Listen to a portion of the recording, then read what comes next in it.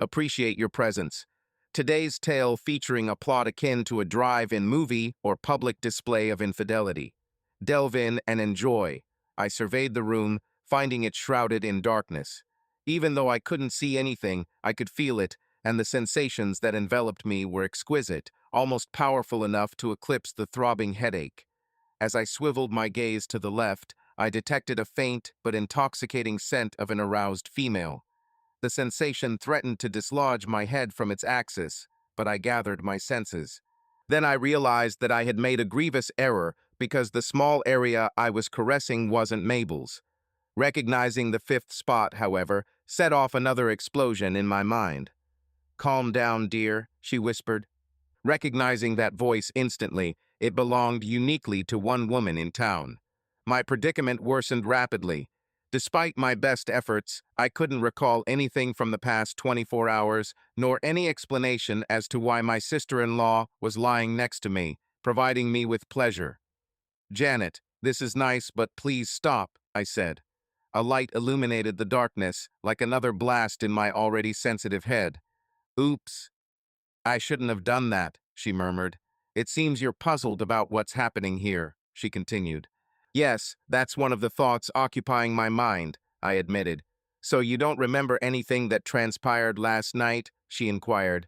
"Not a thing," I replied, "but given the state of my head, it's clear alcohol was involved."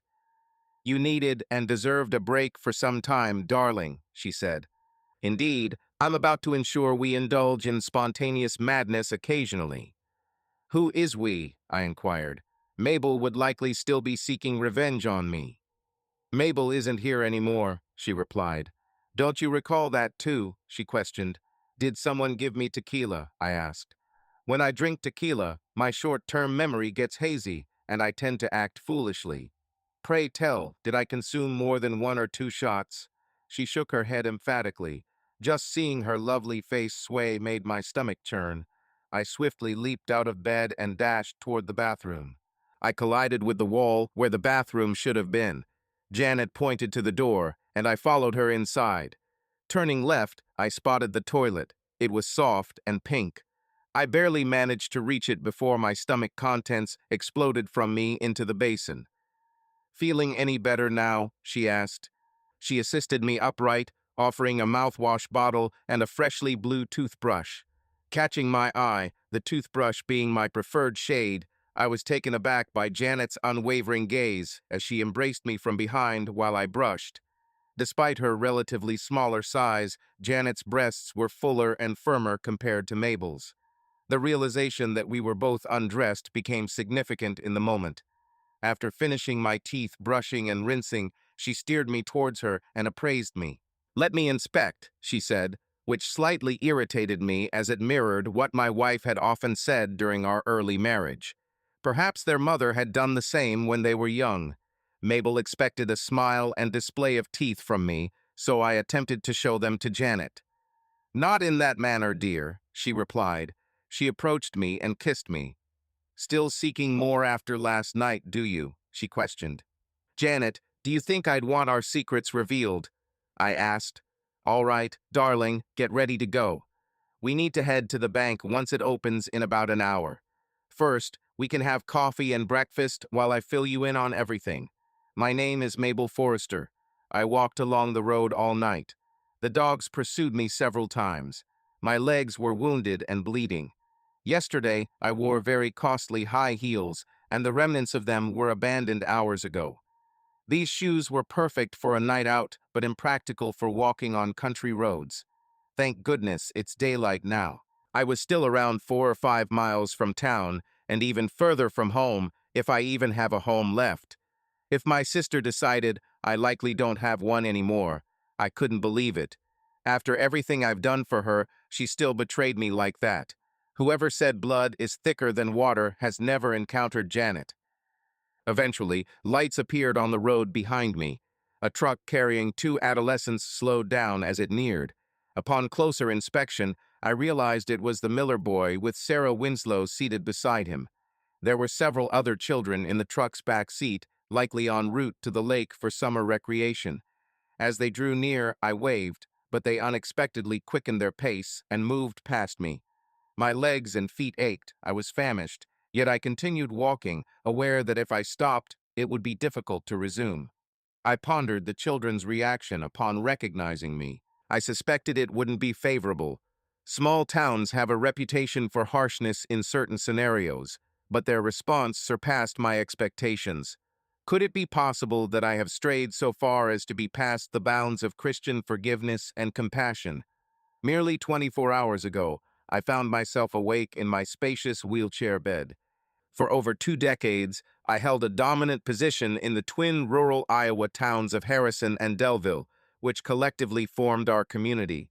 This status was not earned through personal accomplishments, though I'd never openly acknowledge it, but rather due to my husband. Ironically, he wasn't a local. He hadn't been raised in either Harrison or Delville. He relocated here solely for me. Our paths crossed when I visited my parents residing in Chicago. They had moved there for my mother's health, as she suffered from a condition causing persistent pain, and a specialized clinic in Chicago catered to various related conditions. Incidentally, Dave accompanied me home and never departed. We wed and chose to remain here. In essence, it has been 23 years since that decision. Each town had its separate mayors, sheriffs, and all other administrative bodies. Each also boasted its own schools. Two sibling-founded towns initially vied against each other during their early phases. However, due to economic interdependence, they now collaborate more often. A benevolent individual named Mark from Chicago entered my life. Given that both were small rural settlements, they shared numerous common needs. Upon Dave's arrival that weekend, one of my friends faced a predicament. His tractor was broken, and he couldn't find anyone to lend or rent it. With a mechanical engineering degree, Dave inspected the tractor and suggested we repair it ourselves temporarily. Unable to locate the part, he fabricated a makeshift substitute at a local store, pending the arrival of the original piece from the factory. This act of resourcefulness quickly endeared Dave to both towns, as farmers had previously been reliant on distant cities for factory representatives and their accompanying expenses such as travel costs and markups. Unbeknownst to him, Dave cultivated a prosperous business that catered to both cities' needs, starting with tractor and farm equipment repairs, progressing to appliances, and eventually electronic items, including computers. Initially resistant, I persuaded him to employ my sister, who had become a computer technician after attending school. If I had anticipated her intentions, I would have encouraged her to relocate to a larger city upon graduation. My cherished sister, Janet, was considered a miracle by our parents, as they assumed I would be their only child. However, when I was 15, it was discovered that my 45-year-old mother was pregnant. I first encountered Dave at the age of 21, with Janet being 6. At present, I am 44 years old, and Janet is 29. For many years, I believed Janet harbored a typical high school crush on Dave, but in retrospect, I realize it was something more profound. In recent times, my affection for Dave has waned. My feelings for him hadn't waned, but he no longer sparked excitement within me. Over the years, Dave had become as familiar as an aged pair of footwear. His hair was unkempt like the local farm boys, and he carried a bit of a paunch. Our financial situation was stable, yet it didn't reflect in Dave's lifestyle. Despite owning a Mercedes E-Class, I found myself driving a 2005 Mustang that was 7 years old and had rusted parts beneath its non-rusted body panels. It seemed to me that this car mirrored my husband, proud, potent, but in need of modernization. Over the course of time, it seemed like our roles reversed. As Dave and his enterprise grew larger and more significant, so did I. Eventually, I started wearing designer apparel and always drove my Mercedes. Somehow, Mark and I exchanged personalities. I transformed into a city dweller, while he, originally from Chicago, turned into a small-town inhabitant. The neighborhood grew weary of my urban behaviors and found affection in Dave instead. However, things eventually escalated despite this, as Dave was much like them. His contributions included granting loans to farmers who were denied elsewhere. Moreover, he delayed equipment repair payments until after the harvest, understanding that it was during this period they could best manage such expenses. Something else that caused me distress was his involvement with schools. The Unified School District opted to acquire numerous computers for each school's lab, numbering approximately 50 machines, a significant amount nonetheless. To maintain and upgrade these machines, the county needed quotes from 3 different companies. Conveniently, 2 of these vendors were situated outside of town, and their annual maintenance fees far exceeded what the cities could afford. A community meeting was convened to discuss potential tax increases for computer maintenance funding. Everyone was astounded, including myself, when Dave unexpectedly declared during the meeting, attended by mayors and city councils from both cities, that he would perform the task without charge. Moreover, he offered upgrades at merely the expense of the software. I found it hard to fathom his decision to forfeit such a significant sum, but then again, that was Dave. He held the conviction that we had ample resources to live lavishly, and that sufficed for him. This act undeniably elevated my significance within the city, ultimately propelling me to my current position. However, I can't precisely pinpoint when I began growing weary of Dave or missing him, but it did eventually occur. Subsequently, I enhanced my attire and increasingly spent lengthy periods away from home. Additionally, I became more overt in my flirtatious behavior. At first, the town's men were flirtatious with me, yet later they ceased. They merely looked at me oddly instead. In my mind, I attributed their closed-mindedness to them being from a small town, but after our walk following the awkward incident, I recognized that I was mistaken. Enter Jeffrey Rosberg, attorney. He arrived in the city like a refreshing breeze and owns an E-Class car, although it turns out this vehicle isn't his, but his wife's, whom he neglected to mention to me. In fact, much of what Jeffrey shared with me over the past 4 months was untrue. Yet, he responded to my flirtatious advances and escalated things further. He consistently complimented me and told me I was beautiful. The irony is that Jeffrey should have been dating Janet instead. They went on a couple of dates when he first arrived, but she eventually stopped seeing him. Every time his name came up, she laughed. It seems my little sister outsmarted me in this situation. I'm regretful that nobody disclosed why she departed him. Perhaps, if they had, I wouldn't be traversing this deserted country road now. It appears it was yet another instance of Dave. Since she encountered him, my sister had the habit of judging every man she met in comparison to my spouse, and I believe she thought most of them fell short in her eyes. I urgently needed to reach town to find someone who could take me home. As a last resort, I was compelled to withdraw funds from one of our joint accounts so I could make it back home. David Forrester, have you gotten dressed yet? Despite my discomfort, hearing Janet scold me felt appropriate. If you want coffee, come here. Please stop shouting, I said as I entered her pristine kitchen. Janet was standing in front of the coffee maker, just as naked as the day she was born. She turned and kissed me again. I want you to recall me like this. She grinned, then kissed me once more. Why do you insist on doing this? I asked her. She expressed her uncertainty about the outcome, stating that if things didn't go as planned, she would be content knowing she had given her all. She posed a question to me. Can you recall the last thing you recollected before waking up today? She urged careful consideration. We took our seats at her kitchen table, and she held my hand. I mentioned that I received a call earlier last night asking me to inspect the big Gaussian projectors they use at the drive-in theater. They were experiencing difficulties displaying the video feed from those wireless cameras on the screen. It turned out it wasn't a hardware issue, but a software one, so I got to work on it. Time was of the essence since they planned to utilize the wireless cameras during a double feature. As my memories returned, she noticed and gave my hand a reassuring squeeze. I needed to test the system, so I dispatched a couple of their staff to film some footage. You're aware, right? Stuff like couples kissing inside cars. They used to show that on screens between movies, always amusing. I intended to display it on the monitors in the booth, but accidentally broadcasted it on the main screen for everyone to see, including your sister, my wife, giving that two-faced man access to her chest. I lost control then, tears almost streaming like a baby's. Janet gently caressed my hand. Do you remember anything after that? She asked. I fled to his car, I said. I dragged him out of the car and landed a punch in his face. I hit him once, but he collapsed immediately, like an accordion. Then, many people gathered.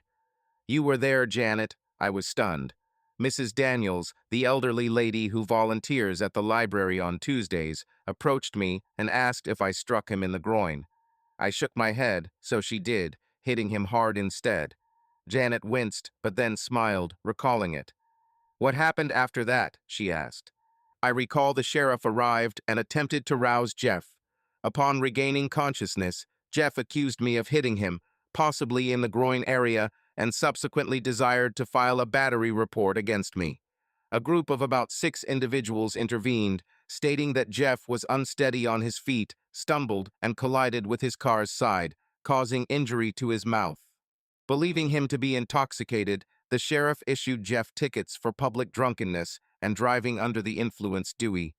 He also gave Jeff a citation for filing a false report due to accusations against me. Jeff shouted he was being set up, and both Jeff and Mabel were taken away by the sheriff. However, they weren't escorted towards prison, but rather directed to the cinema. You and I were present as well. The judge, along with Janet, seemed aware of the situation. I'll share more details later, dear, she smiled. The judge simply looked at Mabel and shook his head. He conversed with her while I failed to listen to their conversation, but he produced some documents, compelling her to sign them. She protested, claiming it was a mistake, yet he asserted that she had erred and the city safeguards its own interests. Janet nodded in agreement. Subsequently, they departed to the outdoors. I can't recall their subsequent actions, but I vividly remember sitting with a judge, sheriff, mayor, and several other men. Our gathering involved drinking and camaraderie. There were women present as well. I recollect the aroma of grilled meat, possibly barbecue. Janet nodded again. Then, I remember waking up this morning in your presence. All right, let me fill in some gaps for you, she said. The events unfolded roughly a week ago, but truthfully, I suspect the foundations were laid much earlier. She seemed poised to disclose something distressing as she took my coffee cup and led us into the living room where we sat on her couch. I sat attentively on the sofa. Concerned about any posture that might strain my tender neck and potentially make my head collapse, I was hesitant. Janet, however, cozied up next to me, her legs draped over my lap and clutching my hands. Are you comfortable? She inquired. I affirmed with a nod, and she glanced at her timepiece nearing 9 o'clock. Reaching the city in 12 minutes was out of the question. Irrelevant, as I was puzzled about our planned visit to the bank. Let me be forthright, Janet continued. Ever since I understood what boys were, I harbored feelings for you that went beyond adolescent infatuation. Unbeknownst to you, my affection wasn't confined to high school years. Mabel and I have quarreled frequently over you. Our most recent spat transpiring merely a week ago will delve into that later. As a human, I've had relationships here and there, yet none matched your worth. She bestowed a smile and pressed a kiss on my hand. 6 weeks prior, I commenced dating Jeff Rosenberg. Our brief dates followed the predictable pattern. He failed to meet my expectations, as was customary with him. I didn't discard him merely because he wasn't you, but I found him unsettling, like a typical ladies' man. I had no intention of becoming his latest conquest. My investigation online revealed intriguing details. The car he drives isn't his. It belongs to his wife. He doesn't work for the firm. Instead, he is a paralegal who merely files court papers for the lawyers at the firm. The firm actually belongs to his father-in-law, and his surname Rosenberg is not authentic. It's his wife's family name that he adopted after marriage. Thus, I parted ways with him. She smiled at me again. As our interactions grew more enjoyable, whispers began that we had slept together, which was unfounded. I didn't mind his rumors as long as he didn't broadcast them in my presence, but then strangers began asking me bizarre questions like whether I had ever shared a bed with my sister. It transpired that he was spreading stories about sleeping with Mabel throughout town, and I assumed it was the same idle gossip. Then, last week, I observed them hidden behind a restaurant on 4th Street. He had his hand under her skirt, while she seemed to be standing there passively. In response, I approached them and struck him, questioning how could she be so foolish. Janet became quite emotional, so I comforted her with a hug for her actions. This caused her to moan slightly. Essentially, she simply stared at me blankly, her eyes wide, before saying that I didn't grasp the situation because I was always at work, and she was feeling restless. She needed some excitement occasionally, and I would understand when I matured. Jeff grew agitated when she referred to him as entertaining, so she clarified that she hadn't meant he was amusing. Janet remarked that there were more similarities between her and him than you had ever shared. She was frustrated by your persistent giving away of business opportunities. She discussed the potential for substantial wealth increase and larger living accommodations. Both could have been significantly wealthier. Janet rose and approached the phone, gesturing towards me with a finger as if to say, "Hold on, we'll wrap this up momentarily." She dialed a number and waited before beginning a conversation. I overheard her saying my name a few times, assuring them of my well-being. Then she put the phone to my ear. "Hello," I responded. "Hi, Dave. I'm sorry for your loss, but in the end, you'll find yourself in a superior position and may even experience increased happiness. I have just spoken with Janet, and I simply need your confirmation regarding temporary adjustments to your personal accounts." "Okay," I replied. "So, are you indeed authorizing all your personal accounts and access to these accounts to be temporarily blocked?" she questioned. "Affirmatively," I responded. "What concerning my company accounts? I need employees to continue ordering supplies and making purchases." "Rest assured, your business accounts will remain unaffected," she stated. "Understood, thank you," I replied, before returning the phone to Janet. Janet conversed with the woman for a while longer, chuckling on occasion. She urged the woman to call her if this situation occurred again. Then she faced me. Taking my hand, she guided me back to her couch. "Lie down, Dave," she instructed. I did as told, and she removed my shoes. She then joined me on the large, soft, old sofa, positioning herself next to me so we were spooning. She resumed her story, pleading with me not to disclose that I had witnessed them together. However, just like always, Jeff began chatting. He revealed it wouldn't matter because he would find out about their affair sooner or later when she filed for divorce. At this point, I saw anger. My foolish sister believed Jeff to be a wealthy attorney, but as you know, that is not the case. He viewed the situation as an opportunity to bond with another less intelligent woman, expecting you to financially support both post-divorce. Stunned by what Janet had said, I loved her. "I understand you loved her, dear, but you must let go of her." "I agree," she replied. Regardless, I went before the judge and disclosed all that I knew. Divorce documents were prepared at this point. The predicament was that we required a reason to persuade her to sign them. In this country, divorce laws are structured to safeguard women's interests during separation, even when they are deceitful, unfaithful, or cruel individuals like my sister. Thus, we brainstormed and determined the most effective method would be to propose a fair settlement in either a lump sum or regular installments and convince her to sign it. We needed a way to persuade her. Remarkably, the incident at the drive-in movie theater was unintentional. Unintentionally, several individuals in town were aware of Mabel and Jeff's situation and were prepared to document evidence for us.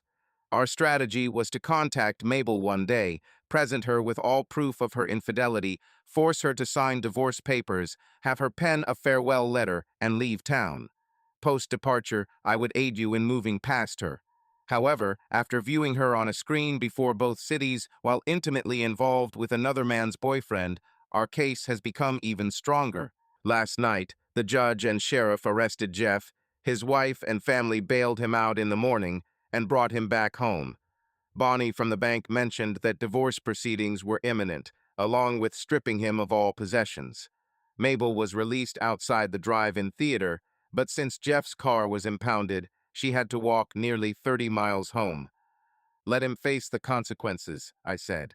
Janet chuckled in response. "Initially, dear one, you were overwhelmed when you saw the woman you cherish suspended high above the city on a massive screen for all to see. It would likely affect anyone in the same way. The judge suggested that a change of scenery and some intoxication might be best for you. They followed through with that plan. The sheriff recalled how his sibling coped with his post-divorce malaise by consorting with another woman in a seedy bar. I couldn't allow that, so as soon as you were under the influence, I took control of the situation. I glanced at Janet, then pondered why she would go to such lengths. I don't often drink heavily, I mentioned. In my college days, I discovered my alcohol tolerance was low. If I consume tequila, it can be quite harsh. Sweetheart, she replied, you must have been in a terrible state back then because not only did you finish the entire bottle, but you even consumed a live worm. I didn't know how to respond to this, so I simply looked away. Then I took you home, she said. I brought you to my house because I feel at ease here and it was more convenient. Do you recall the events from last night? She eyed me, quirking one brow and flashing a broad grin. No, I replied. Did I make a spectacle of myself when intoxicated? She teased. I acknowledged with a nervous nod. She moved even closer to me. No, you didn't try, she started, causing me relief. As soon as we entered, I swiftly removed your clothes, and we made love 3 times last night. The first time was on the floor by the door. She pointed to the spot. For the second one, we moved to my bedroom. It was quite pleasant. You told me you loved me then, she continued, and you said that if you weren't already married, you would have married me. Then we slept. I awoke around 3 in the morning and went to the bathroom. I felt great when I returned to bed and snuggled up to you. It resumed. I was past embarrassment. I'm sorry, Janet, I told her. It must have been as bad for you as it was for me. Currently, I'm at a loss for words and actions. I'm merely stunned. It's hard to accept that Mabel could be unfaithful. Honestly, it's not my fault, and I admit I've allowed myself to slip. I suppose I'm just like an unused, rusty old car once admired, but now viewed as a joke. I attempted to rise and distance myself from her, but she merely drew nearer. Janet, I said, I'm mentally sound now. I wish she didn't have to endure me last night. You're insane, Dave, she retorted, standing up and staring at me. Sometimes you drive me so mad, she said. Why on earth do you think I'm here? She asked. Do you understand why you woke up here rather than in some seedy brothel? I shook my head blankly. You're disoriented about everything, and you feel like a pitiful object. You're being falsely accused because a misguided woman who lacks discernment herself attempted to slander you. David, Janet asserted angrily, am I someone who can't deal with a tipsy man? She exclaimed. In addition, you're not a violent drunk, nor are you aggressive in the slightest. The incident last night was due to people caring for you. The sheriff and judge admire you. Everyone in these 2 small towns adores you. We couldn't function without you. Your business benefits both cities, usually charging less than others. You extend credit to small farmers and business owners. You do things for schools, etc. Dave, she said, we all cherish you. She added, we won't allow anyone to trample on you, even my misguided sister. And regarding last night, she explained, it seems you forgot that I undressed you, Dave. I wanted to be with you. I've always desired this, so when the chance presented itself, I seized it, she said. You and your Mustang could benefit from a bit of care and improvement to reach your peak performance, making you both worthy of recognition. After a brief pause, she looked at me intently. You have 60 days before court to sign the final divorce papers or attempt reconciliation with my sister, who is rather dim-witted. Perhaps you should diet, exercise, and fix up your car for a fresh start. It might entice Mabel to reconsider her choice and welcome you back, or maybe you'll move on to someone new. I can't say for certain. As I pondered the distance to town, another truck approached. It was an old, sizable vehicle likely transporting supplies. The driver inquired about my destination from the cab. I need to reach town, I replied. What's your age? He queried. I assumed my vanity led him to question if I was underage. Despite the truth being contrary, I said, I'm 35, actually a decade less than my real age. He commented, your dress appears older than you are. He then posed a question, don't you remember the phrase from the 80s about giving lifts to hitchhikers? I confessed ignorance. He responded, "It was on all the bumper stickers." Still, I didn't recall it. He ended with, "gas, grass, or fifth place." I finally recollected.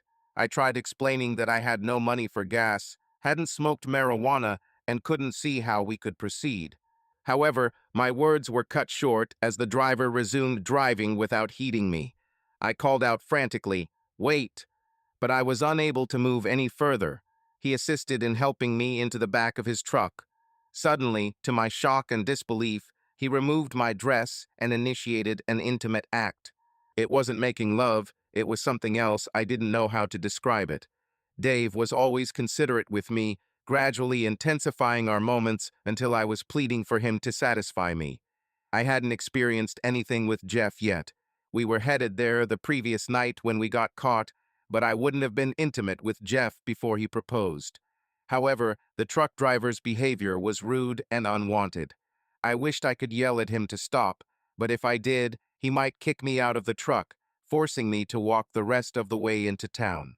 A struggle seemed preferable to this, so I just endured his advances while my mind searched for a solution. As soon as I reach town, I'll withdraw money from the bank and contact Dave and Jeff. I couldn't wait 60 days to talk to my husband. The money they gave me was not enough to live on, and besides, I wasn't even sure if I wanted a divorce. I appreciated that Jeff was fitter than Dave, sported stylish attire, and drove a vehicle similar to mine, but I was uncertain about him. As my sister had suggested, he served as amusement. Certainly, Dave was dull, yet when trouble struck, it was Dave the reliable man who would stand by me. Jeff's intentions remained unclear.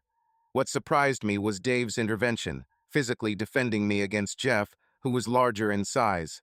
I ended up needing to head to the bank and withdraw funds for either renting a car or paying someone to drive me home.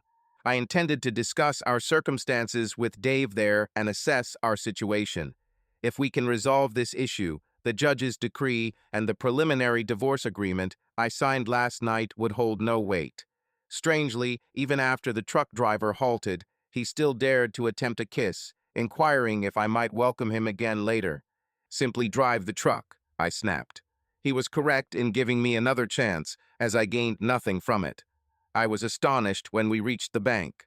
Despite driving for approximately 10 minutes, he kept me waiting for around an hour and a half, a task that should have taken merely 10 minutes. Stepping out of the truck, I demonstrated my displeasure by sitting on the bench in front of the bank. Exhausted, I fell asleep almost immediately.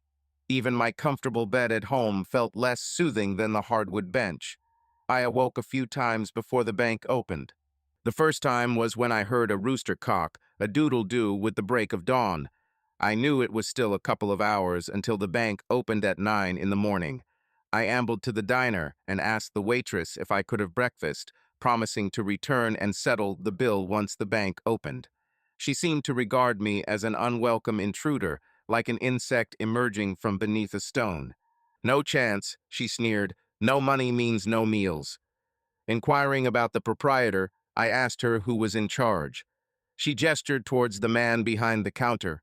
Approaching him, I slapped the tablecloth where his plate rested. "Are you aware of my identity?" I demanded. He replied, "A woman who spent the night in a dress." "Do you know me by name?" I bellowed at him. The diners all stared at us. "Mabel," he said softly, yet it was evident that he remembered last night and had no intention of favoring me. Dignity intact, I departed. As I passed the kitchen, I observed a man knock on the door. The cook handed him a bag of food, suggesting to me that he was aware of the situation as well. I went over to him and inquired if I could get some of his meal. He responded with an inappropriate comment. I ensured no one was watching, then leaned towards him and lowered the front of my dress. He forcefully grabbed my left breast. "They're not very full or firm," he remarked. I turned my back to him and touched my behind. "What about my food?" I asked, hungry. "I need it." "What food are you talking about?" he retorted, tightening his grip on his bag. "You suggested I show you my breasts in exchange for some of your food," I reminded him. "No," he said, "that's not what I meant. You approached me asking for some of my meal, and I didn't offer or agree to share it with you. I just asked you to expose yourself. There was no agreement regarding the food. Besides, if you want leftovers they can't sell, just knock on the door. That's why I like this town. They give away unsold items. You permitted everyone inquiring to view your chest and handle your backside. Afterward, I departed and knocked on the door. The youth who answered nearly fainted. He swiftly shut the door in my face. I resumed my seat at the bank again. A few minutes later, I dozed off once more. Approximately an hour afterward, I awoke when I believed heavy raindrops hit me. Initially, I anticipated becoming wet, but fortunately, it ceased. The following time I awakened, the day was clear and bright outside, and the bank was preparing to open. I pondered why none of the bank staff disturbed my slumber upon entering. Dave had significant dealings with this bank. They couldn't risk damaging our relationship. Several kids pointed at me and chuckled. I scowled at their mother, who removed them, but she also smiled. I was aware that my dress was wrinkled, yet that did not justify rudeness. Sally Anderson, an employee of the bank, noticed me upon entry and smiled. Glancing aside, I recognized she was suppressing laughter towards me. In the queue by the cashiers, a man at the tail end stared at me with apparent fear. He coughed abruptly and retreated to a table offered by the bank for paperwork or check writing. The woman ahead of me gestured for me to proceed. She made a phone call while attempting to suppress her laughter, maintaining a distance of approximately 5 feet in line. Mary Dickinson approached and removed me from the queue, guiding me to her office. We attended the same school, and she previously managed our bills. "Hello, Mary," I said. "I'm grateful you're here for me. I don't have a wallet, and I need funds." She replied with a smile, "Oh, it's not an issue." I sighed in relief. In my mind, I thought I had finally found someone in this small town who valued me as I deserved. I observed Mary dialing a number on the phone and attempting to stifle her laughter. "What's so amusing about my wrinkled dress?" I inquired. "It wasn't the dress," Mary chuckled. She pulled out a mirror from one of her tables and offered it to me. I peered into it and realized my makeup was disastrous. My eyeliner had streaked down my face, turning me into a raccoon-like figure. My high-end lip gloss was smeared haphazardly across my face, likely left by the truck driver during his affectionate advances. To top it off, 2 large bird droppings sat prominently in front of my hair. I thought those were raindrops, but apparently the pigeons had left their disapproval on me as well. "I guess $200 should suffice since I don't have my wallet or ID," I said, trying to maintain some dignity. When I said it doesn't matter, Mary clarified, "What I meant was that it doesn't matter if you have a wallet because I can't provide you with money." "What on earth are you implying, your country?" I barked. I shot up from my seat and leaned towards her, panting heavily. If only she knew the trials I faced, Mary remained composed and formal. "Mabel, while you may think yourself a part of the city's elite with your fancy attire and vehicle, know that you are as rural as I am. We attended the same school, played together, and grew up in the same small town. So kindly step down from your pedestal and allow me to clarify the situation." I settled back into my seat, and she waited a moment before speaking again. "The accounts at your disposal have been temporarily sealed," she explained. "I'm confused," I retorted. "This has never happened before. Why is my money being withheld? Are you aware of how much money I have in this bank?" "Indeed, I am," she replied gently. "Not a single cent, nothing at all. All the funds in these accounts, even those linked to your absent credit cards, are owned by your husband or soon-be ex-husband, if the information from last night is accurate. It's confusing to me what's happening here." I retorted, "Dave and I are still legally married until the final verdict is issued. I will hire a good lawyer, and in 60 days, no papers will be signed. Dave and I will reunite once again, leaving plenty of time for all of you to eat your words with." Mary began laughing. "What's so amusing?" I demanded. "If the last letter had been an R, we would have eaten you," she laughed. "Understood," she said. "I was instructed to meet you and offer you nothing, along with a phone number." She handed me an empty bank envelope and then provided the phone number. "Dave, I'm sorry," I said into the phone. No, there is no need for remorse, Mabel, he responded. You've chosen your course, stick to it. I identified the voice on the phone as my sister, Janet. Janet, you aren't taking my husband, I shouted into the phone. Why not, Mabel? She inquired. He needs space from you to clear his thoughts, she responded. So you will go to Chicago for 2 months, she added. You can return in time for a court hearing, and you'll have one meeting with Dave during that period. Until then, Mabel, leave him alone. He's already going through enough. I questioned, What are you talking about? She explained, Dave requires some distance from you to address his issues. You will be away in Chicago for 2 months. You found a bus ticket at the station and a suitcase filled with some of your stylish items. There's also $20 for meals on your journey. Stay with mom and dad for a couple of months. Reflect on your behavior. Maybe when you return, we can talk again, or you could contact Jeff in the interim. Thank you, Janet, I replied. I wish I could discuss this with Dave, but at least you're giving me an opportunity. Don't thank me, she retorted briskly. I'll make every effort to take it away from you. That evening, Janet prepared a salad for dinner: lettuce, tomatoes, and celery from her garden with some turkey pieces for protein. Delicious snack, I said. What else is there? It was dinner, she said. You're on a diet. After dinner, she cleaned all the dishes and dragged me into the kitchen to rinse and dry them. Despite my ability to fix every appliance in town and having contracts with major manufacturers, Janet's house lacked a dishwasher. She declined when I suggested it. Later, we settled on her porch, gazing at the stars and the night through the porch swing. As the temperature dropped, she wrapped us in a blanket, and we continued to rock and converse. She prompted me to disclose all my feelings. Sharing these feelings proved cathartic. She revealed several hidden aspects about herself that I had never known before. Though I've witnessed her growth, it became apparent that there are mysteries even within the people we hold dear. It turned out that Janet oversaw my computer repair department, yet lacked a personal computer at home. She relied on an iPad for email and internet access, but in her own household, she embraced simplicity. Essentially, Janet embodied a city-educated rural spirit. Contrastingly, Mabel craved modern amenities. She disposed of items only when a newer version became available. The more intricate a possession was, the higher its worth for her. Mabel hadn't worked a day, considering herself as part of the bustling city rhythm and finding life here monotonous. It seemed like staying in Chicago was the right choice for her.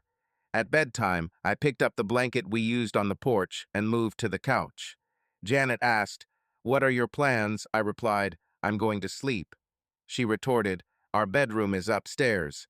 I began, Janet, I've been taking advantage of your kindness. Oh, how foolish you are, she chuckled. Last night, for the first time, I experienced what my sister endured for half her life. I slept holding someone who cared about me. If you don't want to spend a night with me, that's okay, but why should I bear this loss? What do you mean by suffering? I inquired. I suffered last night. For the first time, I felt loved, she replied. Overjoyed this morning, the thought that crossed my mind was, well, you recall it anyway. I understand your words last night weren't meant sincerely, and I don't insist on it, but I genuinely yearn to share a few more nights with you in our beds. It feels lonely here in this small house of mine while you roam around the supermarket that Mabel and you once called home. She looked at me and smiled. I won't hurt you without your consent. I won't force you. Let's just be friends, I swear. I followed her upstairs, my mind drifting back to the sight of her body unclothed. As I lay there that night, listening to her breath against me, I tried to compare it to being next to her sister. The source of this comparison escaped me when I awoke the following morning, as she pulled me from bed. Come on, rise and shine. Time to wake up, she said. What? I asked. Breakfast, she grinned. We're going for a morning workout. Dirt, by the way. After we burn off that belly of yours, only then can we have breakfast. I found some sweatpants and a t-shirt for you. You woke up dressed already. She grinned at me as I put them on. Don't forget your sneakers, she teased. I laced up my shoes, noticing her flip-flops. Aren't you planning to run in those? I asked jokingly. No, I won't, she laughed. I'll join you, but I don't need as much exercise as you do. My legs seem to adore you, so I'm all set. We stepped out of the house. The entire way, I grumbled about the early hour. It was still dark outside. We're running to the diner for breakfast, she informed me. A glass of fresh juice, 2 strips of bacon, half a slice of buttered toast, and half a grapefruit await you, she continued. All that, I replied. That's not even the worst part, she smiled mischievously. It's 6 in the morning. Your breakfast will be ready until 6:20. The diner is 2 miles away. If it takes you more than 20 minutes to arrive, you'll be left without food. When I arrive, we will share a meal, then head home for our morning routine, running, exercises, showering, and work. Your day is short, and afterward, we'll resume the second matter. What's that about? We'll discuss it later. Haste, or you may miss breakfast, she grinned. I sped up. Her 10-minute miles were manageable, so her plan was smart. Weekly, a minute shaved off until I could match it. This meant improving by half a minute per mile weekly. By the end of the 4th week, I would reach my fastest speed yet, 8 minutes per mile. I'm unsure of what follows, but now I yearn for my breakfast, so I sprint. Whenever I lag or ease off, Janet moves ahead. Her appealing 5th place in those shorts motivates me to run quicker. Upon reaching the diner, Rose, the waitress, welcomed us and guided us to our table. As I glanced at the wall clock, there were mere seconds left before our hunger set in. Janet shared her pride for me. She discarded her flip-flops, rubbing her bare feet against my perspiring legs underneath the table. Her affections towards me seemed insatiable. This contrasted sharply with Mabel, who only touched me during our intimate moments. I observed the male patrons in the diner staring at Janet in her workout attire. It was peculiar, as Mabel purposefully dressed to draw attention, yet she felt compelled to alert me when people were gazing at her. However, Janet subtly conveyed that my opinion was her only priority. Our return home was prolonged, and upon arriving, nearly exhausted, she said, "Not so fast, cowboy. We're not finished yet. You must work on your upper body as well, and squats and push-ups are essential." Strange was my perception of Janet's version of squats. I found myself flat on the floor with bent knees, whereupon she sat astride them for support. Each time I rose, she'd bestow a kiss. After doing just 10, I stumbled. "One more, please," she coaxed tenderly. "It will be worth it." Gaze locked on her, I replied, "I can't, Janet." "Come on," she persisted. "You'll appreciate it." As I strained to rise, tightening my abdomen throughout the effort, I felt the brink of surrender until my eyes fell upon Janet discarding her shirt. My gaze widened, and I exerted myself completely, questioning her sudden action when I was about to reach the top. Seized by her, she completed my ascent. "I knew you could," she said. Then came a kiss, not the usual peck, but a deeper one. Push-ups now, I require 10. Similarly, Janet's push-ups involved kisses. Over her, I assumed a push-up position, our lips brushing with each descent and ascension. Despite my poor physical condition limiting me to 6 reps, she still expressed pride. "Await the day you manage 20, she encouraged, making me more weary. "However, you didn't participate in sports," I replied. "I prepared myself while watching you, love," she laughed. Then I ventured to her bathroom for a shower. As I prepared to lather myself, the shower door swung open and Janet entered. "Calm down. You're under no obligation to do anything unwanted," she assured. "I'm merely conserving time and water," she added. Following our shower, we proceeded to work. For several years, I've conducted morning meetings with all employees. This way, we could determine staff requirements and ascertain if sections like farm equipment repair, household appliances, or computers required additional manpower or were idle and could assist others. Typically, I took on unconventional tasks and had several clients who preferred me to manage their renovations directly. Following our meeting, I thanked everyone for managing affairs while I was absent the day prior. Everyone was encouraging, advising me to prioritize rest more often. However, upon deciding which renovation project to undertake, I discovered it was already scheduled. My workplace was in the basement below. As I entered, the door slammed forcefully, and I was pushed harshly against the wall before a light could be switched on. Upon arriving in Chicago by bus, I was livid due to Janet's poor packing skills. None of the clothes she packed coordinated with my mint dress. In the restroom at the bus station, I opened my suitcase and attempted to change into another outfit to replace the damaged dress. Fortunately, I found a few pairs of casual pants suitable for bus travel, but regrettably, there were no accompanying tops among the items she'd packed. The tops she picked were suitable, yet designed for skirts or layering. An issue arose as she forgot to pack stockings, only socks mismatched ones at that. Same for the shoes. She handed me 6 pairs, 4 of which were unmatched, and the last 2 were towering, unstable stilettos. Ideal for cocktail parties or theater openings, but disastrous for any occasion involving walking. Consequently, I wore loud, ill-fitting yellow pants and an orange and purple striped shirt. I wore them without stockings or socks and in shoes that, given the situation, gave me a friendly appearance. With my bus departing soon, all I could do was hastily attempt to clean bird droppings from my hair. Due to lack of time, I neglected applying makeup, and surprisingly, Janet forgot to pack it for me. So I ended up looking like a mix between a circus clown and an approachable girl with smeared jester makeup and bird droppings in my hair. As I got on the bus, it failed to provide any privacy. Before the bus even started moving, an old man stood up, moved 3 seats, and sat next to me. He asked a question so loudly that I was certain everyone on the bus heard him. How much does intimacy cost? The day couldn't get any more unbearable. It was an 8-hour bus ride. The only window that didn't open was the one beside me. Yet, the bus seat was more comfortable than my usual bench, and I quickly fell asleep. Upon waking, I found the old man beside me, inappropriately touching me. I hit him so forcefully he tumbled out of his seat. Then he started accusing me of being the only woman he'd dated who wasn't friendly and that I was too expensive. He confided to the man beside him that I wasn't worth it due to my soft breasts. The man should have whispered since his voice was audible to everyone on the bus. When we reached the initial stop, the driver forced us all off the bus. I pleaded with him to let me remain on the bus and rest, but he denied my request. He mentioned that our stay at the station would only last 20 minutes, allowing me to sit on a bench nearby, and he'd rouse me if I dozed off. As expected, I fell asleep there for a while before being woken up by the bus driver.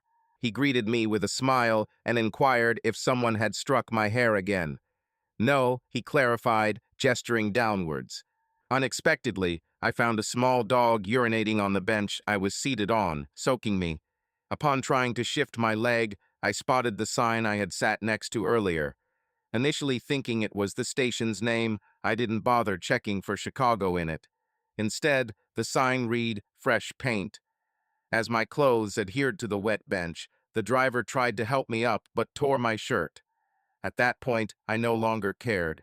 All I desired was reaching Chicago and figuring out how to return to one of my men. The driver refused to let me on the bus, instead placing a pile of newspapers on the seat to protect it from my wet garments. We departed shortly thereafter.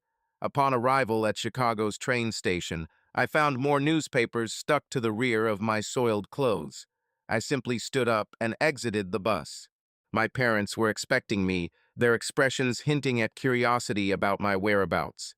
Dad approached and then stepped back. "Mabel," he said, "you reek of cat urine." I corrected him.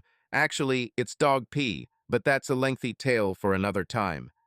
People at the bus station smiled and chuckled at my appearance, and the newspapers plastered on my back. Mom remained silent as usual. Dad, being his typical self, laughed and tried to keep the talk going.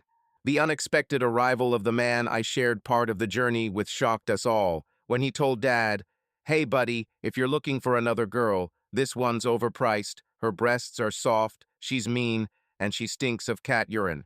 She might be sick. If you're so desperate for a woman, there are plenty of prostitutes here. Let this one go." He left, leaving Dad speechless. Immediately after getting into the car, my dad inquired about the conversation of the man. "It was a miscommunication, Dad," I replied with a smile. However, things took a turn when my mother intervened. "Mabel, what transpired?" she questioned, seeming to peer straight through me. "Mom, how do you know I've done something wrong?" I retorted in surprise. "Mabel, if anyone harmed you, you would promptly inform Dave about it, and he would handle it. This man cares for you deeply. He wouldn't allow anyone to harm you under any circumstances. If Dave had caused you distress, you should have contacted your sister first and then us. Janet phoned us asking us to collect you from the station. When I asked if Dave and she were well, she affirmed that she was fine and Dave is in pain, but will recover. All of this hints at your involvement, so what did you do?" My mother persisted. Even my father cast a discerning gaze upon me. "Is it so severe that you can't rectify it?" he asked. "I'm not certain I wish to resolve this," I replied. "I found another person because Dave was dull, which caused my father to break abruptly, nearly causing me to be thrown through the windshield." "What?" he inquired, seemingly frustrated. He seemed to regard me as though I were foolish. Over the subsequent days, I accustomed myself to life at my parents' residence. They frequently expressed their displeasure about my return, even temporarily. Their home was a three-room colonial. They had their bedroom for sleeping, a second room converted into a gym or exercise area, and another room transformed into a home theater and media room. I slept on the living room floor in a sleeping bag since they had spent $1,100 on the couch, and my father didn't want me to damage it. On the third day, I reached out to Jeff at last. He answered hesitantly, saying, "Hello," in a soft voice. "Jeff, darling, it's me," I exclaimed enthusiastically. The line fell silent. Then another person responded. "Who is this?" they asked. "This is Mabel Forrester," I replied. "Ah," she retorted sharply, "either Jeffrey's wife or ex-wife. I'm still unsure about forgiving him again. It seems Jeffrey is currently jobless, homeless, and carless. This came as a surprise to me. By any chance, isn't that the Mercedes E-Class he was using?" I inquired. He had been utilizing my vehicle for court errands as my paralegal. Lately, he got into some trouble in Delow, causing my father to dismiss him. Should you wish to assist Jeffrey, his possessions are at your disposal. I'll gather them and prepare a package for pickup." Hanging up, she acknowledged her predicament. Over the past few weeks, I've been deceiving myself. Immersed in a self-centered illusion where I was the leading character of my own small universe, everyone else was merely a supporting actor. Now, it appears I've reached the pivotal moment for the protagonist. The question remains, can I rise to the occasion? Three courses of action lay before her. The first and safest was to establish an independent life. I possessed the strength to earn my living through employment or create something innovative, or I could find a new companion who would cater to my needs. The last choice, distasteful, was to acknowledge my mistake and seek Dave's forgiveness, pleading for another chance. Yet, I was convinced that regaining Dave was effortless. However, do I genuinely want him back? Of the three options, this one seems the simplest for me.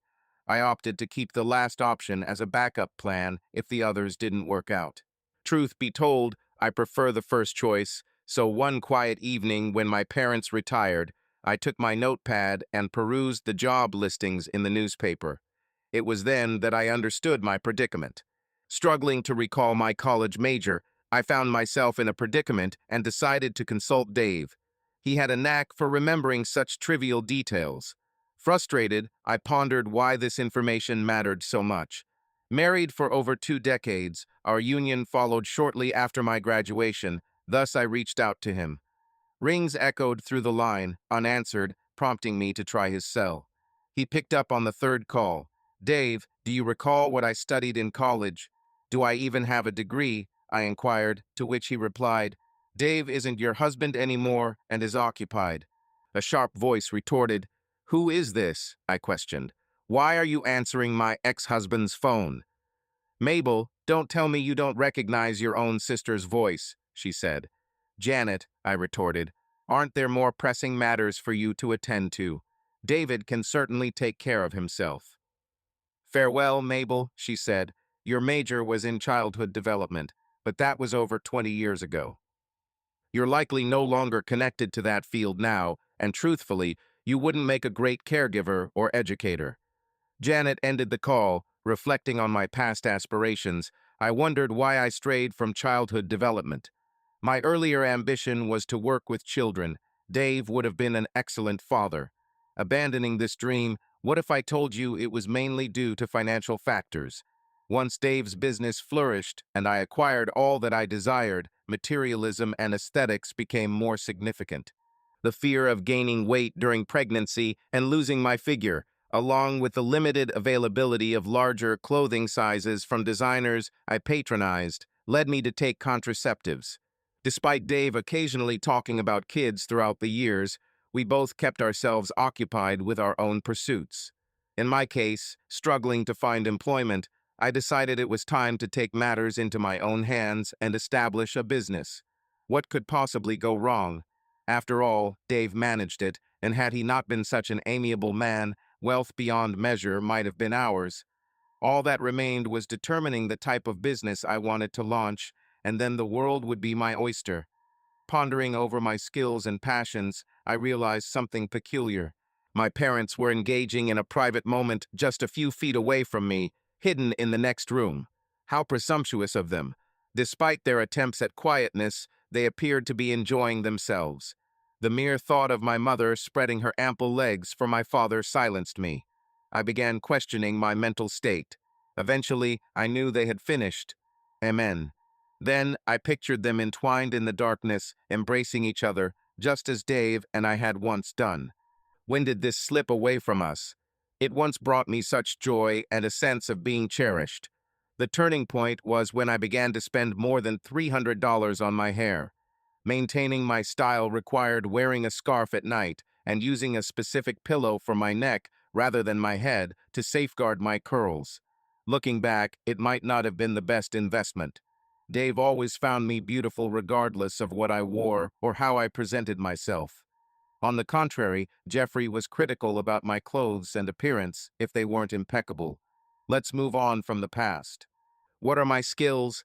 Clearly, I have a fondness for fashion. Perhaps I could establish my own clothing store initially with a potential future shift towards design. This seems like a promising step. The next morning, over breakfast, I candidly asked my father about our financial status, despite his disapproving gaze at his coffee cup. "What do you mean by we?" he questioned. "I'm considering launching my own business, and I require a substantial amount of funds, father," I stated. This statement caused him to almost collapse in laughter. He soon regained his composure, looked at me, and started laughing again. My mother entered the room, asking what was amusing. He explained about my business plan. To her credit, she didn't laugh but smiled, approached me, and touched my forehead. "Seriously, Dad, how much money do we have?" I demanded. He became serious and replied, "No," I was taken aback. "We've set aside some funds for our future," he said. "We wanted to be able to indulge in certain experiences and sights when we grew older. We've also accumulated enough money to provide you and your sister with some emergency funds if needed." "However, the future is unpredictable," I added angrily. Mother came over and embraced him. "Mabel, your mother's medical expenses are costing us more than we could ever anticipate." Initially, upon her diagnosis and her expressing intense distress, I was prepared to make any sacrifices necessary to alleviate her suffering. Her treatment, though costly, is indispensable. Observing her now, it's scarcely believable that she feels any discomfort, yet it has depleted nearly all our savings. I found myself at a loss. The thought of returning to work crossed my mind to secure some funds. However, with your husband recently receiving his payments, he advised me against resuming work, suggesting we use this time together during our retirement years. He suggested young people should work and rest later. After several months, when my pension payments started providing us a more comfortable financial balance, I contacted him and proposed we could cover some of the treatment costs ourselves. He encouraged us to utilize the money for the trips or experiences we desired instead. "Do you have some savings?" I inquired. "Indeed, but I'm following my brother-in-law's advice. He mentioned that our mom and I would visit the Grand Canyon next month." I got upset. How could you even consider a trip to a hole in the desert when I desperately need money? It's not right, I asserted. Weren't you only able to go to the canyon because Dave covered Mom's medical expenses? He agreed. You never know what may transpire. Since the funds originated from David and me, it essentially is my money, and I want it restored, I insisted. Mabel, ever since you married that man, you've been idle. That's your problem. He accused me of being spoiled to the extent that I don't even think about acknowledging my own odors. 10 cents from Dave. I'll reach out to him and see his stance. If he gives the green light for the funds, we will comply. I failed to comprehend the issue at hand. Once my business picks up, I promise to repay them. In about 2 weeks to a month, the money will be reimbursed. The Grand Canyon, thousands of years old, is nearly as old as my parents. It isn't vanishing anytime soon. Dad looked at me and dialed Dave on his cell phone.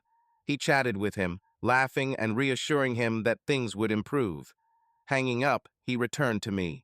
Dave clarified that the funds for your mother's treatment had nothing to do with our marriage. It wasn't a gift, but family helping each other. He assured us that his support would continue regardless of the status of our union. He suggested we visit the Grand Canyon and offered to cover the cost of a helicopter tour. He advised me to apply for a bank loan to launch my business, just like he did and everyone else does, my father added with a smile. Why didn't I think of that? I cried. For a man so unexciting, Dave has some exceptional ideas. Mabel, there are 2 additional matters we need to discuss, my father mentioned. I merely looked at him. Yes, father, he inquired. What transpired between you and Dave? His distress suggested it wasn't trivial, he inquired. I've already informed you about it. Apparently, I found a supposedly superior alternative, I responded. There is one more issue. You should likely begin paying rent to reside here, he stated. What? I exclaimed. How can you even entertain the idea of making your own daughter pay rent to sleep on this floor? I wisely left the rest unsaid. I simply nodded and promised a discussion upon my return from the bank. I borrowed a dress from my mother that wasn't too unflattering. I visited the bank, completed an application for a loan, and waited more than an hour to meet with the loan manager. He posed the most absurd questions I've ever encountered, such as, do I possess collateral? Do I have business management experience? He requested to see my business plan and a list of expenditures. Did he mean to rent or purchase? I was bewildered about his statement. Standing up, I apologized and left. A sudden force thrust me against the wall in my workshop, making me fear a potential burglary. Perhaps if I hadn't caused any disturbance, they would have just departed. His hands slid down my sides to check for concealed weapons. My heart pounded so loudly that it seemed ready to escape my chest. It had been a long time since I felt this terrified. The assailant moved in front of me and attempted to unzip my pants. I reached for the wall's light switch, revealing Janet's cheerful face. You really scared the daylights out of me, I exclaimed. Seems like you won't fulfill your part of our agreement, she retorted. Dressed in overalls like mechanics or technicians, Janet tied up her long hair into a ponytail and wore a reversed baseball cap. She donned safety glasses, yet her jumpsuit zipper ended at her midriff, exposing bare breasts teetering on the brink of escape. Why do you claim indifference towards your objective? I inquired. Last night, you cohabited bedlessly with a desiring woman who manifested clear affections for you, and yet you remained oblivious, she retorted. But we agreed to abstain, I countered, reminding her. Ah, I lied, she admitted. Did you derive pleasure from our shared sleep last night? I nodded in affirmation. Indeed, it was delightful, I confessed. It reminded me of our youth with Mabel, but surpassed it. The sensation of cuddling with a warm body during slumber is unparalleled, especially when the body conforms to yours. It evokes feelings of adoration. I suspect many overlook this aspect more than they do the dissolution of a marriage. Spew of foolishness, Janet demanded. Yes, I appreciated it, I admitted. I cared for her exceptionally and treated her with tender affection, but you seem reluctant to acknowledge that word, she retorted abruptly. I reciprocated those feelings. However, when you touch me intimately during the night, it arouses me. Observe, she said, turning around and demonstratively spanking herself. Turning back to face me, she was a robust young woman. She appeared to invite my attention by grasping her breasts. If our sleeping arrangements are to continue, there's a price, she asserted. You'll have to pay, she said. No monetary transactions, I mumbled in response. I don't want money, I want a share of this, she retorted. Besides, you're on the verge of exploding. It shouldn't be an issue. She guided my hand towards the computer. We scrutinized various images of my car from various angles and adjusted some of its components. We altered the wheels and tires, installed a dark back panel, overhauled the braking system, and repainted it. Our conversation then took a contentious turn. The disagreement ensued when she proposed installing a supercharger or attempting an unconventional choice like a turbo for our American muscle car. Turbos are seldom used in these vehicles, with nitrous oxide injection systems being more prevalent instead. Eventually, we opted to merely modify the engine as an afterthought. We discovered that we work harmoniously together. Simultaneously, we became enamored with chrome Helos wheels. Janet desired 20-inch wheels, but I reminded her these wheels were heavy, thereby slowing the vehicle down by 2 extra inches in diameter. We procured wheels with Hankook racing tires. Subsequently, we found and purchased drilled and slotted brake rotors, as well as pure white brake calipers to complement the paint color we selected. We also ordered chrome top and bottom grills and proceeded with our work. Then, we approached the car and dismantled it. Upon removing the wheels, we recognized that we would need to revise the suspension too. In total, we spent 4 hours on the vehicle before Janet proposed we take a break. We went back to her house, and she proposed I switch my attire. Interestingly, though we were to share her room for the night, she stored most of my belongings in the guest room's closet. It appears women can share nearly everything with a man except their closets. After washing off the grime from the car, Janet retreated to her room. I swiftly donned casual pants and a shirt. In the room, I sat on the bed testing its firmness when Janet walked in. I was captivated. Initially, she changed her clothes in mere minutes Mabel would take hours to prepare for a store visit. Secondly, Janet's beauty took me aback.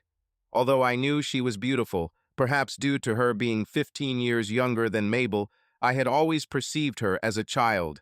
However, at nearly 30, she transformed into a woman in every sense. Her buttocks, round and perfectly fitting jeans, were particularly striking. The fifth-place contestant wasn't a model, hardly noticeable. She was a genuine rural girl. Her waist was extraordinarily thin before broadening to complement her alluring breasts. They appeared to possess a life of their own, jiggling and moving beneath her shirt. Even under the restraint of the bra, there was enough motion to recognize they were real. "Where are we headed?" I inquired. "To the cinema," she replied. "Rest assured, we won't be going to the drive-in theater, but it's important for people to see that my silly sister didn't damage you." And so, we departed. We went to watch the latest film starring Nicolas Cage. Janet was fond of Nicolas Cage. Upon leaving the theater, we strolled down the street, and I found myself unable to resist holding her hand as we debated our opinions about the movie. This was yet another trait of hers. Conversation with Janet never fell short. Mabel and I seldom conversed. Our discussions often revolved around business or city happenings. However, she showed little interest. Instead, she would discuss new fashion trends or travel destinations, which held no appeal for me. Eventually, our conversations dwindled. We shared a meal at a diner and laughed throughout. Subsequently, we retired to her porch to continue talking. Janet was forthcoming about many subjects, yet dismissive of others. For instance, when I acknowledged her support during my ordeal with Mabel, she merely raised an eyebrow and remarked, "Men." She also demonstrated erratic behavior. During our restaurant meal, random townsfolk approached us to express sympathy over the incident with Mabel. I was taken aback by the community's concern. To summarize, when the topic shifted to our relationship, Janet grew apprehensive. "Well, I just try to help him feel better," she replied cautiously. Janet stated, "He's part of our family." She cautioned Sally, Don't push for dating him just yet. Upon our arrival home from our morning jog, Millie Tyler was present on Janet's porch. She greeted Janet briskly and then, in a slow, drawn-out manner, addressed Dave. Janet became confrontational. Millie Tyler, it's still too early for polite visits. We're pressed for time. Dave needs his morning routines. He appears to be in good health. I merely came by to express my apologies for the way Mabel behaved towards him and invite him over for dinner, offering support during his period of mourning. She then turned her attention to me, and I noticed Millie's large breasts and her lack of a bra for the first time. Dave, be cautious in selecting who assists you in moving on from Mabel. You wouldn't wish to find yourself in a similar predicament in approximately 15 years, I presume. At first, her veiled warning slipped past me, but Janet deciphered it, and events escalated swiftly. The woman I had always known as gentle and nurturing, Janet, transformed into something unfamiliar this morning. Millie, remove your fifth residence from my porch and never set foot in my house again, she snapped. If Dave chooses to return to the home he shares with Mabel, you may visit him there, or he can come to you if he wishes, but never again, she warned. I baked him this fresh strawberry pie, Millie smiled, offering me a slice of pie on a plate. Janet snatched the pie before I could take it and hurled it halfway down the driveway. He's on a diet, he doesn't need your dessert, and he's allergic to strawberries, she barked. Depart immediately. Then she fixed her gaze on me and tugged me into the house. I had Janet support me while I did exercises, but there was no affection beyond that. When I attempted push-ups, she only counted for me, leaving me alone to complete them. I yearned to reach 20 repetitions to discover the reward, however, despite my aching arms. I managed just 14. Do you not care about me becoming a better person anymore? I inquired. Are you merely seeking more moments to gaze at Millie's ample bust? She countered. Absolutely not, she responded. They are excessively large, I commented. She might suffocate me in my sleep, I added humorously. What do you prefer then? She questioned. Well, Millie's endowments are clearly excessive, and Mabel's are too small, I confessed. Somewhere in the middle would be ideal. This remark brought a smile back to her face. In the following weeks, we spent almost every waking moment together. We woke up together, participated in sports together, went to work together, shared lunch, collaborated on my car repairs, dined together, and each evening we conversed and admired the sunset together. During this month, I shed nearly 9 kilograms. After weeks, I appeared noticeably younger and fitter than I had been for quite some time. In the 5th week, Janet proposed unexpectedly that we venture into town to get a haircut. She was decisive about her preferences and communicated them clearly to the barber. Subsequently, we purchased a pair of new suits and dresses for Janet. She suggested we celebrate my weight loss and transformation by going out, possibly even visiting a nearby town. However, there were still a couple of tasks pending, primarily concerning the car. We were awaiting some parts. We opted for a compromise. Janet was eager for something extra, yet I'm not fond of many power boosters because they eventually wear out the rotating assembly over time. Yet, Janet presented me with an online advertisement for a hood intake system, a large pipe affixed to the engine that increased air intake. This system theoretically supplied additional air as speed increased, similar to a supercharger or turbocharger, but without the forced air. In a few days, we anticipated its arrival, planning evenings of outdoor excursions afterward. However, that evening and the following morning brought unexpected changes. Typically, Janet and I shared intimate moments, but that night was different. We merely lay in bed as usual, holding on to each other. We always attributed this to seeking warmth or comfort, but that night she shifted position, climbed on top of me, and our lovemaking was more passionate than usual. Subsequently, we slowed down. I must clarify, we were both healthy individuals, and such encounters occurred several times monthly. Yet this time was distinct. Instead of her shouting demands like "take me," she expressed sentiments that seemed too private for discussion. She whispered those 3 words that altered our casual relationship dramatically. "I love you, Dave," surprisingly. She then got up and left the bed. It felt as though I'd glimpsed something I shouldn't, for when I awoke the following day, Janet had changed. Upon trying to embrace her, as I often did during the previous 5 weeks, she recoiled from me. "Dave," she said, "I'm not feeling well this morning. I don't want to pass anything on to you if I'm ill." I countered, "But I can't eat without you here." She responded, "I'm afraid my meal might not agree with me." I asked about our evening dinner date in town, to which she suggested we reschedule. "No, darling," I replied. "I wouldn't give up this for anything." "See you later," she smiled sweetly. Remarkably oblivious as ever, I failed to grasp any warning signs that day. Later, she came to work and observed me working on the car. Upon completion, she ran over and gave me a tight embrace, one far superior to the car itself. The evening at dinner was flawless. Janet seemed more radiant than before. The car was impressive. The food was delectable. Yet, I remained oblivious. After dinner, she commented, "Dave, it seems you're prepared to stand independently once more." She followed this with, "Thankfully, the harm your foolish sister inflicted on you has been rectified." I responded, "Jay, what do you mean?" She replied, "Nothing in particular." Later, she added, "I believe it's time for you to return to your own home and resume your life." She continued, "There are rumors circulating about us, but coincidentally, Mabel will be in court next week as a witness in Jeff's divorce case. This presents an opportunity for the two of you to discuss things privately." I asked again, "What are you referring to?" And she replied, "This has something to do with last night." She then said, "Don't give it another thought," trying to sound detached. I could sense her attempts to hide her emotions. "You're simply too skilled in that department," and I became unreasonable. "You understand, don't you, that our relationship has always been based on physical satisfaction? So, you've proven your strength by making a decision. Currently, you appear healthier and more attractive, yet remain the delightful person my foolish sister wed." A tear slid down her face as she spoke. "Visit court," she suggested, "and ponder upon your true desires. If you opt to reclaim her, proceed. However, ensure she's the one who transforms. There's nothing flawed about you." That night, we merely slept beside each other.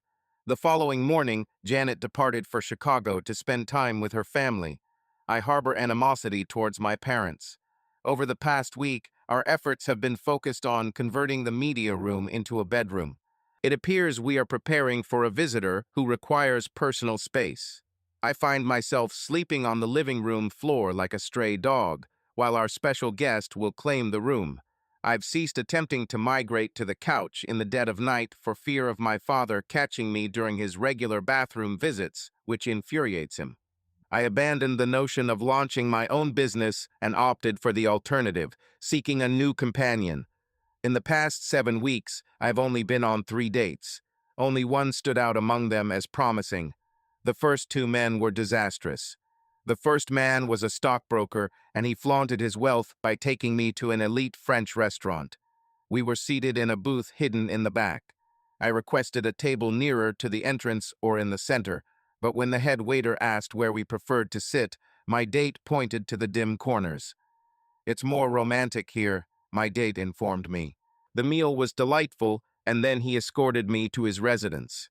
As soon as we entered, he retrieved a bottle of wine and instructed me to undress. "What?" I questioned. "Undress," he commanded. I don't engage in any intimate activities until at least the third or fourth date," I stated, taken aback. He seemed so refined. "Hear me out, Mayu," he said. "Mayu, that's not my name," I corrected him. "Never mind," he replied dismissively. "I phoned you tonight since the woman I'm keen on is engaged elsewhere. Our only prospect lies in a casual friends with benefits arrangement. I have no interest in being just friends, so if you wish to postpone until your third or fourth encounter, you might be misguided. There won't even be a second chance. Now remove your clothes." "Escort me home now," I said. "You're mature," he stated. "Depart." He then left the door open for me. "Can you at least summon a taxi for me?" I inquired. "Sure," he replied. "You're a taxi." In truth, another word was intended, but if you wish to play the role of a taxi. After that, he closed the door, and I was left bewildered about my location. Fortunately, I knew my parents' address. I began walking towards the main road. Shops and restaurants were visible there where I could make a call. Regrettably, before I reached them, it started to drizzle, eventually becoming a heavy downpour by the time I got to the main road. I ventured into a shop, resembling a bedraggled rodent seeking a taxi, for my second date. Memorable it was. Online I met him from a findyourpartner.com site. He embodied my ideal, a prosperous, refined gentleman, fond of life's luxuries and generous, much like what I had envisioned Dave to be. At 7:30 p.m., the limousine halted outside my parents' residence. Stepping out, I found myself seated within. The aged man in the back seat surpassed any senior I had previously encountered, older than both my grandparents at their demise and equipped with an oxygen tank built into the vehicle. Among his labored breaths, he first disclosed my age misrepresentation and added that I carried extra pounds. Before leaving the block, he attempted to grasp one of my breasts with his bony hand, commenting, "She's quite soft," with a frown. His eyes soon rolled back, triggering several alarms. The driver halted the vehicle and shifted to the back, initiating injections and punching on the victim's chest. Simultaneously, he directed me to exit the car. We were approximately 5 miles from my parents' residence. As I commenced walking, I spotted a shop where I could possibly contact my father. I navigated towards the store.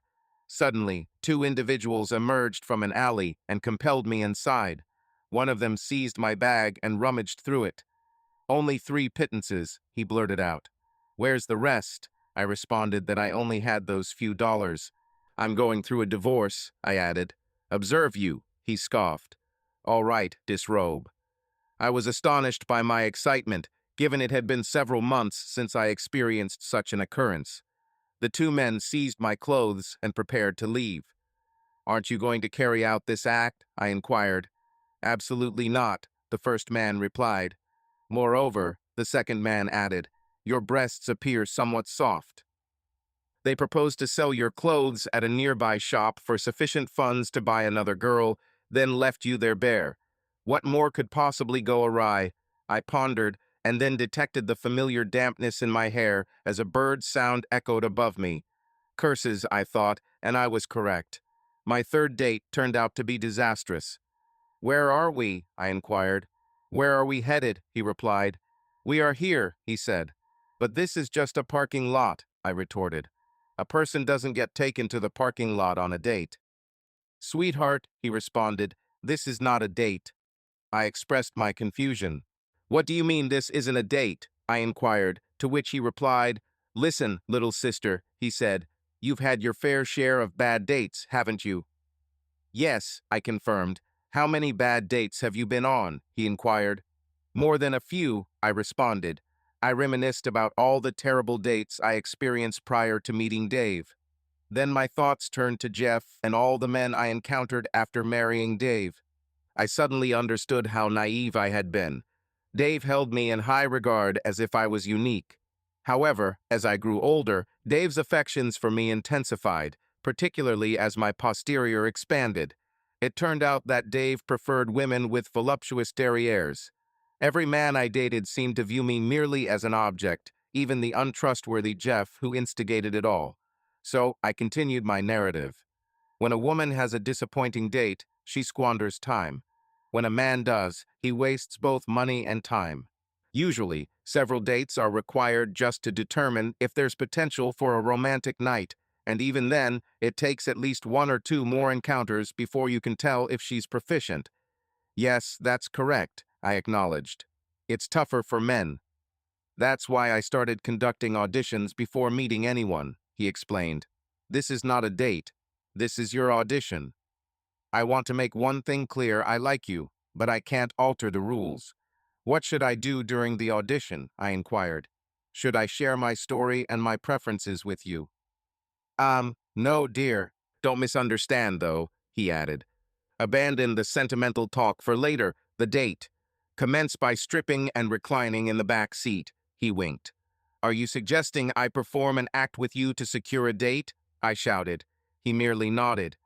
"Well, if I choose not to comply?" I retorted mockingly. He just shrugged indifferently. You have a long journey home, sweetheart. You'd best get moving, he said. I extended one leg from the car and looked skyward. The vicinity was filled with agitated pigeons, and it seemed imminent that it would rain. Fine, I replied. Any action he took on me had to be superior to being drenched by birds and rained upon. Within less than 5 minutes, we were engaging intimately in the back seat of his car. I glanced up at the interior, contemplating how I could win Dave back. Dating evidently was futile. We shared a night prior to him driving me home. It was then that I understood Dave truly was exceptional. He appeared to be the only man who knew how to make love. Every second man I had been intimate with merely sought personal gratification, exploiting me in the process. Unlike the others, Dave genuinely cared for me, but I inadvertently ruined our relationship. As soon as my taxi arrived at my parents' home, I hastily exited the vehicle. Thanks for listening, sweetheart, he said, but I'm not sure I want to date you. You're like a wooden doll in bed. My burst of laughter was quickly halted by the sight of my mother, father, and sister standing on the porch, shocked. You're an easy girl, said Janet. She retreated into the house, followed by my parents. Mabel, what's going on with you? Demanded my father. Why does Janet have her own room? I countered. Janet is not married, my father replied sharply.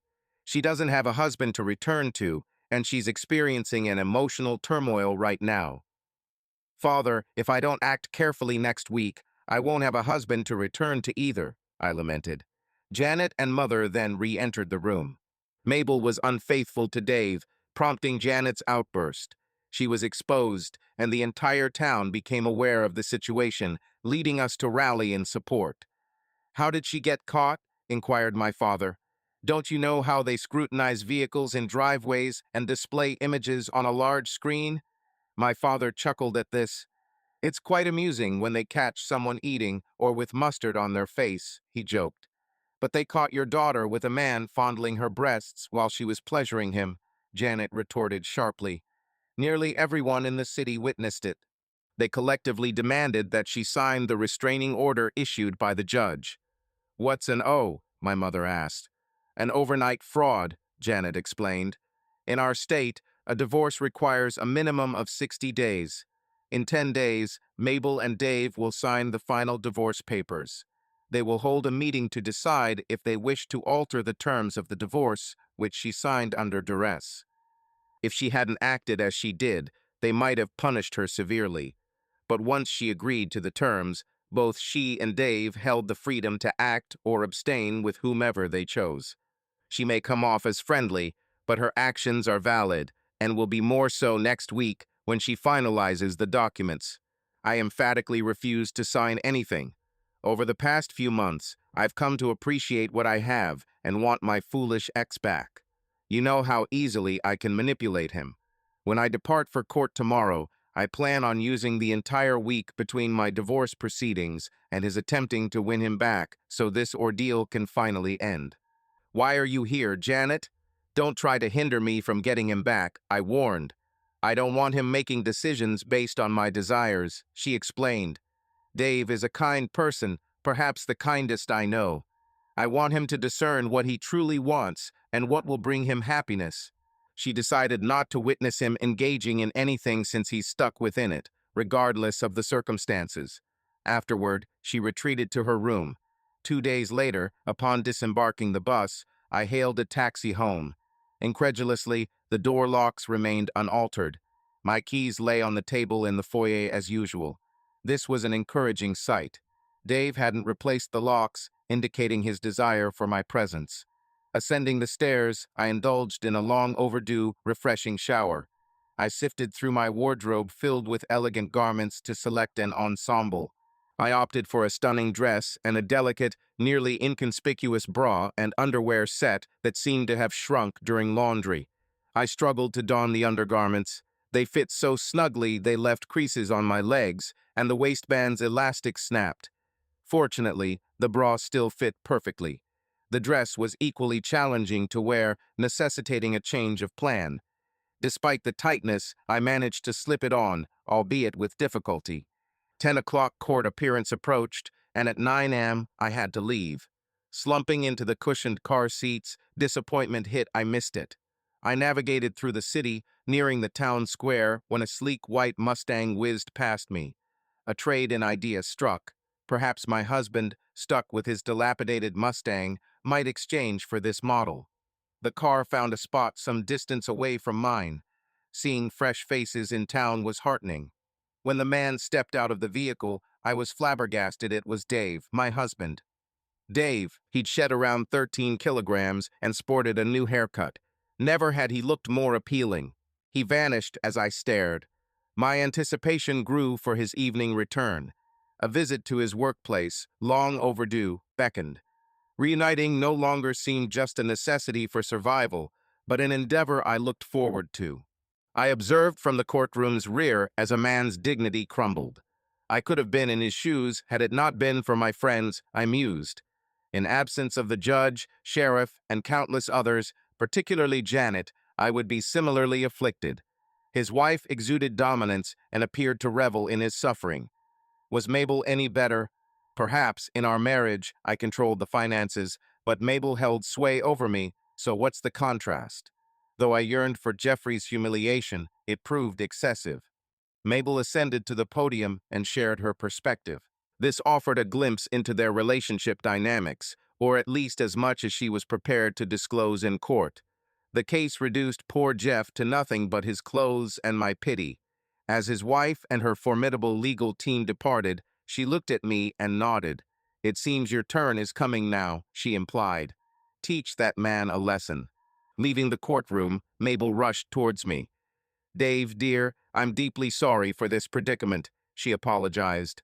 "I suspect my hormones were unbalanced. I'm unsure of what compelled me to act that way. Something seemed amiss." "Mabel, you seem altered," I remarked, then departed. "Hold on, Dave. Are you heading home? Fancy a chat? Perhaps we could dine together," she proposed. "I don't think so, Mabel," was my reply. "See you in court." I smiled and whistled as I walked away from her. At last, I understood my desires and what course of action to take. 8 days later, Janet returned home. Upon entering the store parking lot, she ran into Millie first. "Hello, Millie," she greeted. "Apologies for that incident a few weeks back." "Don't fret over it," Millie replied. "We were both vying for the same man." "Any news about your sister?" Millie inquired. Janet shook her head. They had decided to sell their large house and relocate. For a week, they cruised in that luxurious vehicle, giving commands and purchasing goods. "They're eager to depart from this place."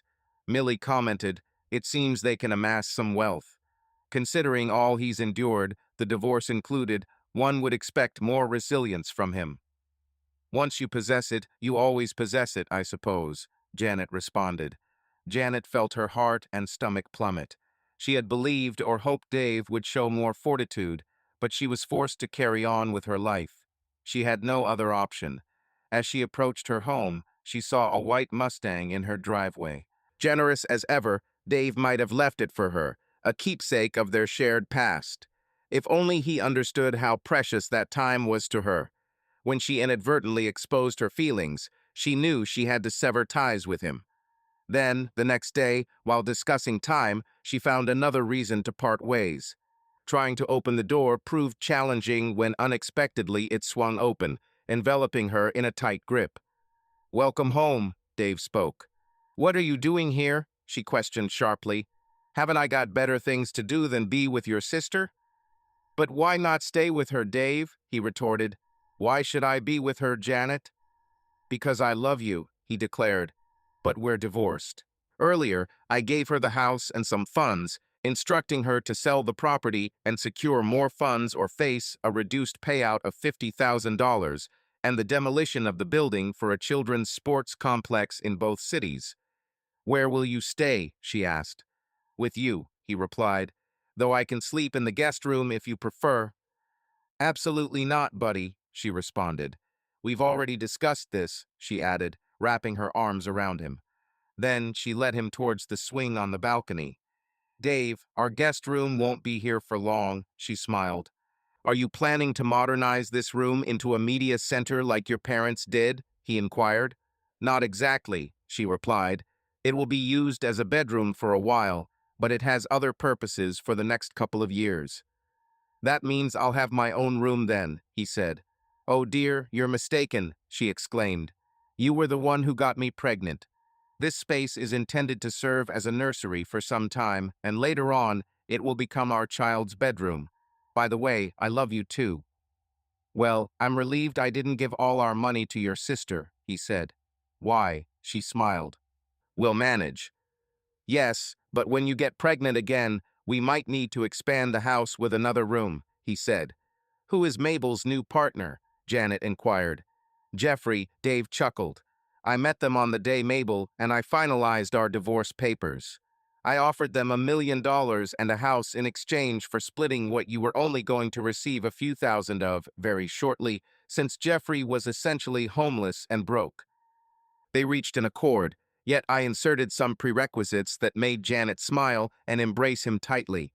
Despite their current animosity, they continue to be compensated only if they maintain their partnership. If either of them departs the other or betrays them, they forfeit all claims.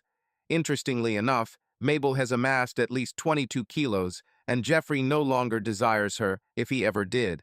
He accuses her of wrecking his marriage and career, while she sees him as spineless and weak, blaming him for the demise of our union. Hence, she despises him deeply.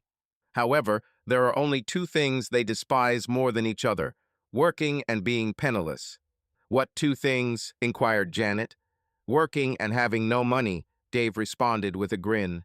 They'll destroy each other, Janet replied, extending her long legs onto his and placing his hands on her barely noticeable belly. Stay cautious for now, I warned her. We still have tasks to complete. When asked, she inquired about the specifics. Well, I said, when this began, I was a contented husband. I'm content now, but unmarried. Janet gazed at me with wet eyes. So you desire marriage? She inquired. Indeed, I replied. I need Millie's contact information, I stated. Janet shoved me onto the veranda floor, and her eyes glimmered malevolently. I examined the region near my thigh. Oh, curse you, Janet, you've broken it, I exclaimed. My apologies, dear, she responded. Is it a limb or a pelvis? I retorted sharply. I'm not that aged, I added. You've damaged the container for my wedding ring. She flipped me over and rummaged through my pockets before finding something else. I could sense her realization. She retrieved the box and set it aside while removing my trousers on her veranda. Would you prefer to see the ring first? I asked. Let me clarify, she responded. The ring is significant, but refusing it isn't an option. I've yearned for this for most of my life. However, despite the importance of the ring, something else matters more. She picked up the box and ring and departed towards her car. Where are you heading? I inquired, perplexed. I need to display my ring to Millie in town so they'll cease harassing you, she smiled. After marriage, we had 4 children together and lived contentedly ever since. Scarcely a year following our wedding, roughly 3 months after the birth of our eldest daughter, Mabel appeared in town. She and Jeff had depleted their funds and split up.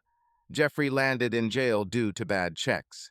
Rumor has it that he and his cellmate Bubba are content together. Mabel required employment. We faced a predicament because she lacked the necessary skills, but family ought to assist family, and given that she was Janet's sister, we took her on as a delivery driver at minimum wage. She resides in a modest apartment we constructed above the garage. At times, we pay her extra to babysit the kids while Janet and I go out for leisure. We chose to utilize the child development degree she held for something beneficial. From time to time, Janet and I exchange nostalgic glances, and we merely smile and wave in response. Is it believed by some that she escaped unpunished given what she subjected me to, and perhaps they are correct. Yet, others suggest that the greatest revenge is a life brimming with joy.